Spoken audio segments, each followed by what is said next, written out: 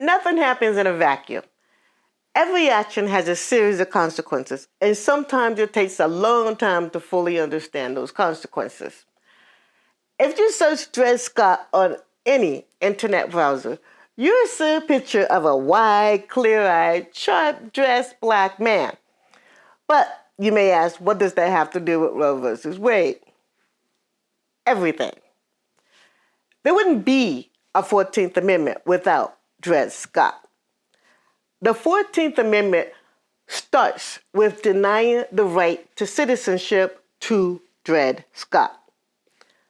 Dred Scott was an enslaved black man who sued for freedom for himself, his wife, and 2 daughters because his slave owner had moved him to the free state of Illinois and the Wisconsin Territory for 4 years. The Chief Justice of the Supreme Court at that time was a man named Roger Taney. In 1857, Chief Justice Taney delivered the court's majority opinion that Dred Scott had no ground to bring the lawsuit because although he was born in Virginia, he was not a citizen of the United States. You see, Dred Scott sued on the basis of something that was called diversity jurisdiction. Diversity jurisdiction is one of 2 methods for a federal court to have jurisdiction over a case. It applies when a plaintiff and a defendant are from different states. The court ruled that Dred Scott was not a citizen and therefore he couldn't sue in a federal court.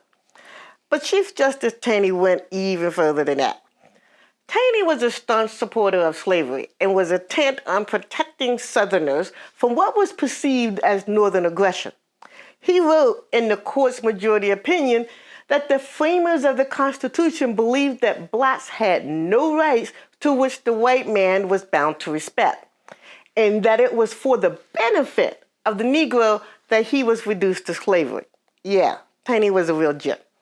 Taney went on to say that regarding that whole all men are created equal phrase that forms the preamble, the framers never intended to include the enslaved African race, and they formed no part of the people who framed and adopted this declaration. Dred Scott lost his case.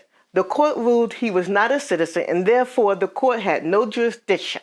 The court also ruled that the Missouri Compromise would have declared all territories west of Missouri free from slavery was unconstitutional. Now, the Missouri Compromise is very important here because the Missouri Compromise marked the beginning of the prolonged conflict over the expansion of slavery. This would impact every political party in the country at that time and would lead to the demise of the Whig Party.